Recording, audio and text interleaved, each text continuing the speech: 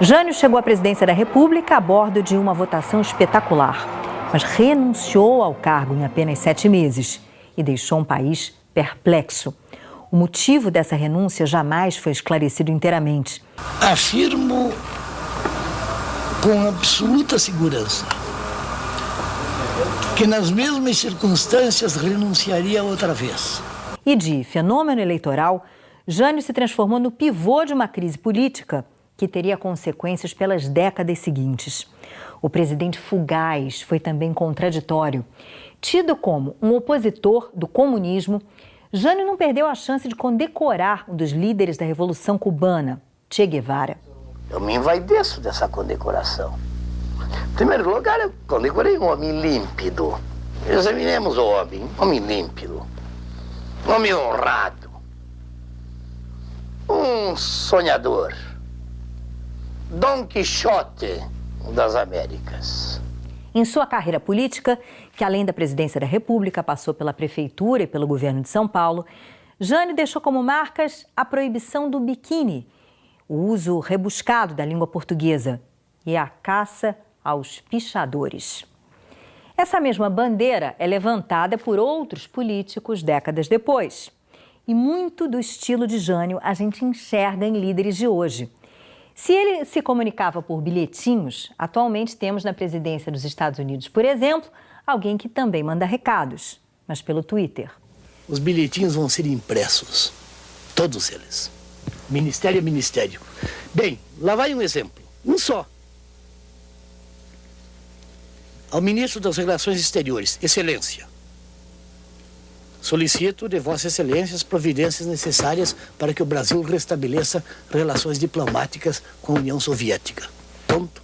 J. Quadros. Jânio Quadros faria 100 anos e o Arquivo N vai lembrar essa figura polêmica e surpreendente. Varre, varre, varre, varre, vassourinha, varre, varre a bandalheira, e o povo já está cansado de sofrer dessa maneira. Jânio Quadros, a esperança desse... Os políticos procuram enganar a opinião pública, com raras e honrosas exceções. O brasileiro não está esclarecido quanto ao quadro real dos nossos problemas. São terríveis, mas terríveis. A paixão pelo poder eu nunca a tive. Eu gosto de exercê-lo plenamente quando recebo do povo, porque o poder é uma das expressões da autoridade. Ou por outra, a autoridade significa o poder. Mas sempre eu exerci cônscio de que ele derivava do povo, do voto, da vontade popular, e que iria passar com o meu mandato, desapareceria com o meu mandato. O Jânio era um cara muito especial, muito temperamental, muito inteligente. Estou dizendo à senhora que eu nunca vi um níquel de tostão. Veja se me entende. Mas ele era muito impiedoso, os jornalistas também eram muito ruins com ele. Ele também não dava barato, ele não tinha medo da imprensa. Nunca eu farei. Nunca. Eu estou no PTB para somar as oposições, não para dividir. Só para somar. Nunca eu farei. Ele era um cara autoritário, era um reformista autoritário. E ele tratava todo mundo desse jeito. Ele exigia que os netos o chamassem de senhor. Ele era um Caxias, impertigado, um jeito severo. Era uma figura surpreendente, com aquela linguagem barroca. É uma nódoa na história do Senado, uma mancha na história do Senado, que não se apagará tão facilmente. Que não só era imponente e intimidatória para outras pessoas, mas como era muito inteligente. Ele tinha tiradas muito inteligentes, era um cara muito surpreendente, muito cheio de estilo. Não, o estilo é o homem. Já definiu alguém. Eu continuo Jânio Quadros. O Jânio se apresentou vindo de baixo para cima, fazendo uma ascensão meteórica como intérprete das camadas mais populares de São Paulo. Ele era professor de português no Colégio Dante Alighieri e no Veracruz. Era um sujeito pobre, E os alunos do colégio decidiram lançar ele candidato a vereador. E eles botavam uma banquinha na esquina da Paulista e ele sentava na banquinha e ficava dando volante para as pessoas. Candidato a vereador, o obscuro professor e advogado de 30 anos só conseguiu a suplência. Mas a cassação do Partido Comunista lhe garantiu uma cadeira na Câmara Municipal. E os mandatos dos vereadores comunistas foram extintos e foram redistribuídos entre os partidos. E o Partido Democrata Cristão, que era do Jânio, ganhou mais umas cadeiras. Então ele entra na política por essa via dúbia da extinção dos mandatos dos partidos comunistas. O mandato dele de vereador é um mandato muito bom, muito forte. E aí, um ano antes de acabar o mandato, ele se candidata a deputado estadual. E vence. E vira um deputado estadual muito bom também, muito atuante. Enfim, lutando pela ampliação do trabalho em São Paulo para as levas de nordestinos que estavam chegando em São Paulo naquela época. E, novamente, o mandato dele como deputado estadual é um sucesso.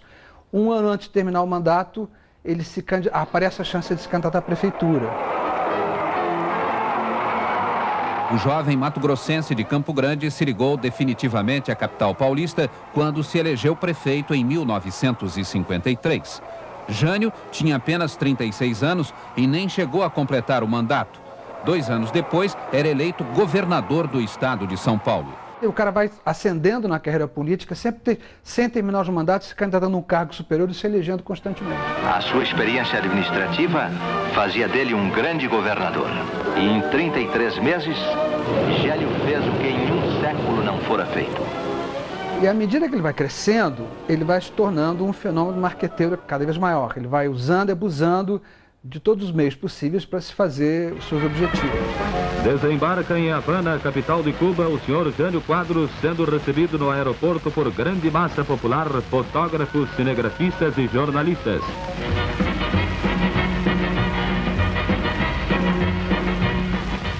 O deputado Jânio Quadros entrou de sola no ritmo cubano, marcando o compasso com segurança.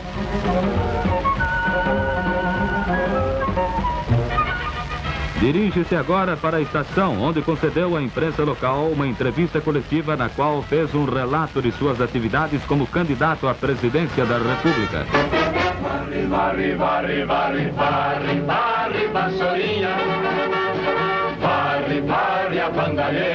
Resumo perfeito de sua campanha. Esse jingle ajudou a levar Jânio Quadros à presidência da República em 1960. No dia 31 de janeiro de 1961, Juscelino Kubitschek transmitia o cargo presidencial a Jânio. Era a primeira cerimônia de posse realizada em Brasília. João Goulart, companheiro de lote na chapa PSD-PTB, era o novo vice-presidente, eleito com uma vantagem escassa de pouco mais de 100 mil votos sobre Milton Campos, da chapa de Jânio. Chegou a hora da onça beber água, não guardem ódio, não guardem mágoa. Vamos todos juntos, minha gente, festejar o novo presidente. É preciso primeiro considerar que Jânio Quadros assume a presidência da República num momento de crise. Esgota-se o processo de crescimento brasileiro dos anos 50 e ele é eleito no pico da crise. Por sinal, em processo de crise, larvadas, as oposições, via de regra, assumem o poder. E o Jânio era oposição a toda a política e a temática dos anos 50. Ele era o personagem novo dos anos 50. Ele assume e a sua política se move contraditoriamente com duas pernas. Uma perna conservadora na política interna, um combate ortodoxo à inflação então emergente, e no mesmo tempo que ele move uma política interna econômica para o centro ou para a direita, ele move uma política externa independente pela esquerda. O presidente Jânio Quadros, no Palácio do Planalto, fala à imprensa, ao rádio e à televisão nacional e estrangeira. Foi um debate franco com enorme repercussão em todos os setores da vida brasileira e no plano internacional. O Jânio se elege em 60, ele era a última esperança dos setores mais à direita, mais centristas, contra a ascensão do PTB e a ascensão da esquerda que vinha Getúlio, com Juscelino, etc. e tal. A UDN já tinha perdido as eleições anteriores e precisava de um candidato de apelo popular. Carlos Lacerda inventou o Jânio e o Jânio virou um político de grande penetração no eleitorado. Mas o Jânio não era administrável pela UDN. E quando o Jânio sai do governo de São Paulo, e sempre criticando os políticos, ele se elege deputado federal pelo Paraná, sem sequer ter ido ao Paraná. E quando se elege deputado, ele só vai a Brasília para tomar posse e jamais volta a Brasília. Porque ele continuava detestando Brasília, detestando os políticos, são todos corruptos, são todos ladrões, nenhum tem espírito público. O Estado não pode ser papai e nem mamãe de quem quer que seja. Que ele acaba se convertendo em uma sogra ruim.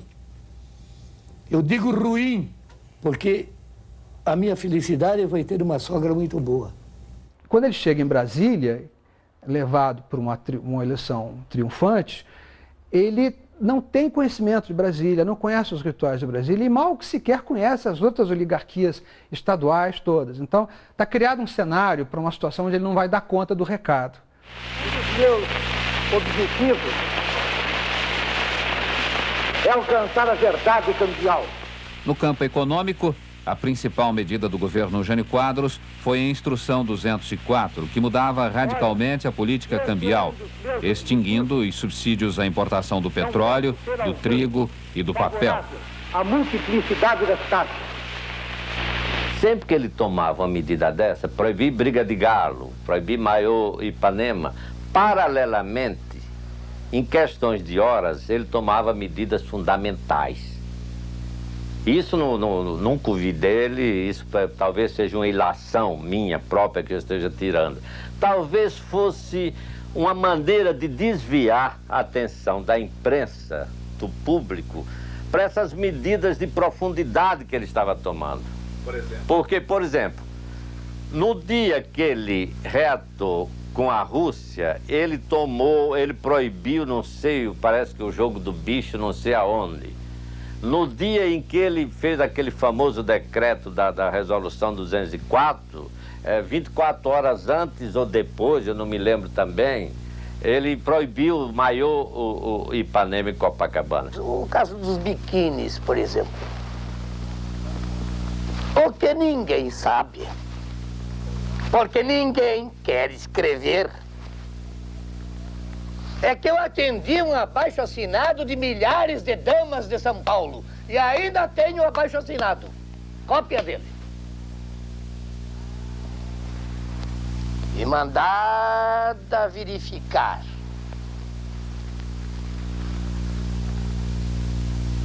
A reclamação que tinha conotações, tonalidades de exigência. Não havia dúvida nenhuma de que estavam certas. Ocorriam determinados abusos que era preciso coibir. E cabe ao presidente coibir. O curioso é que me acusam de me preocupar com rinha de galo e com biquíni. Mas não ficou um só problema do país, um só, sobre a minha mesa. Que me mostre um processo que eu tenha deixado sem despachar. É um repto que eu faço. Porque a gente notava que havia muitas contradições no governo. Logo de início, quando ele foi à Uruguaiana para se encontrar com o presidente da Argentina, ele me convidou para viajar. E creio que ali foi a primeira conversa que tivemos mais a fundo. E eu notei, sentados ambos lá na parte de trás do avião, quando ele começou a me relatar as dificuldades, os problemas, e foi num crescendo. Finalmente me disse o seguinte: governador, diz, este país só se tem mesmo seu é a bandeira. E começou a chorar.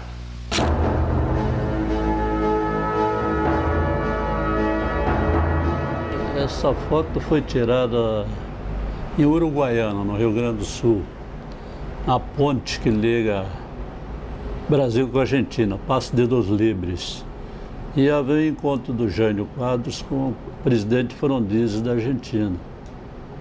Enquanto o Jânio e a comitiva ia andando pela ponte para encontrar o presidente, houve um estouro e um tumulto do povo que estava atrás. E a essa altura todo mundo se virou, inclusive o Jânio. Deu aquela virada e ficou nessa posição. Só deu para fazer uma foto também. Eu acho que essa foto resume tudo.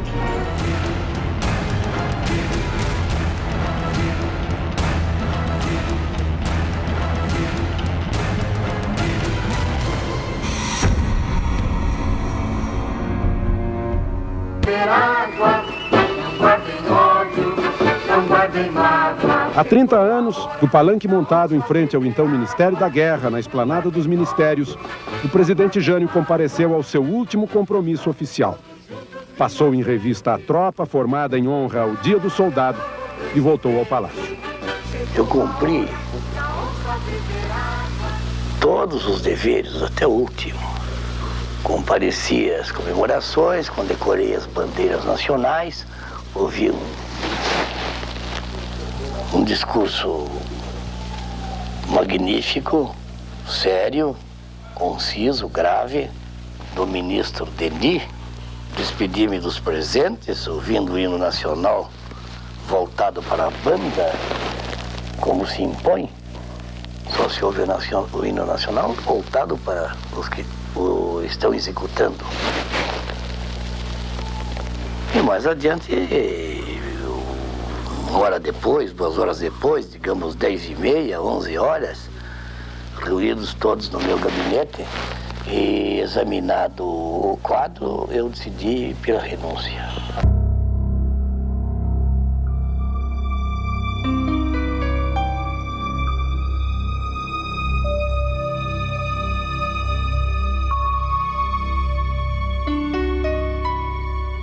Renunciou a Deodoro da Fonseca, renunciou a Rui Barbosa, renunciou a Getúlio Vargas. De maneira que eu estou muito bem acompanhado em um país no qual não se renuncia a nada. Eu até na minha consciência, e somente a minha consciência, ao entender que não era possível governar, renunciei. E eu faria 1000 vezes se a minha consciência assim o determinasse. Quem sabe se as pressões que eu sofri até o 25 de agosto, estas insuportáveis, pelo menos para a minha honra. O senhor chamou inclusive de forças ocultas. Não, senhora, nunca usei essa expressão. Ah, então inventaram, então deram ao senhor essa expressão. Dona Gabriela, eu estranho que a senhora não tenha lido o documento da renúncia. Confesso que eu tomei conhecimento mais tarde, porque nesse documento... presidente. Não, esse é um documento histórico. Eu acuso as forças de terríveis. Ocultas por quê? Se estavam na minha cara, estão na cara de todos. Então não é possível identificar as forças internacionais que ameaçam ocupar o Brasil e as poderosas forças nacionais, políticas e socioeconômicas, as quais eu não convinha como presidente, porque sou e era um homem livre. Quem falou em forças ocultas foi Getúlio Vargas, na Carta do Testamento. Falava forças poderosas, ocultas umas, ostensivas outras. O Getúlio já não está falando em forças ocultas.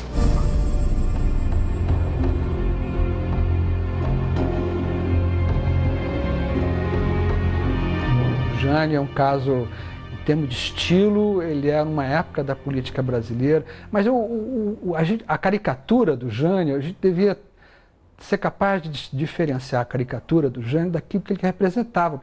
O Jânio sobe como uma metáfora e acaba como uma caricatura de si próprio. Não houve um imbecil que escreveu que eu estava banhado em prantos? O que posso eu fazer contra alguém assim? Nada. Mas absolutamente nada. A minha impassibilidade nos momentos difíceis é conhecida em São Paulo. Eu decidi ir embora. Pus o chapéu na cabeça, telefonei para Eloá, disse que já não era presidente da República, larguei um documento explícito, não fiz como Deodoro, que largou 2 ou 3 linhas. Trabalhei a minha mulher normalmente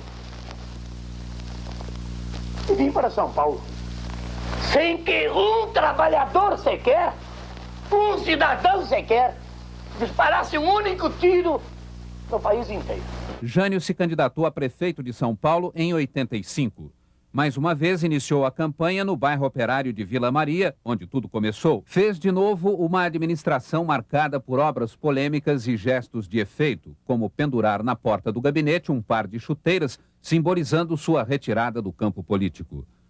Foi o último mandato de Jânio Quadros. O mais polêmico personagem da vida pública brasileira saiu de cena sem realizar o sonho de voltar a ser presidente.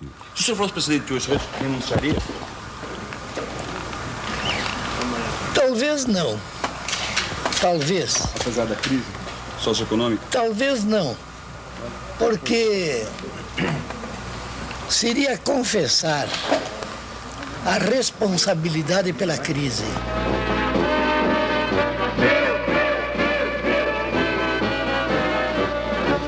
Chegou a hora da onça beber água. Não guardem ódio, não guardem mágoa.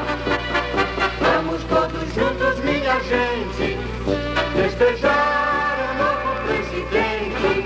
Chegou a hora da onça beber água.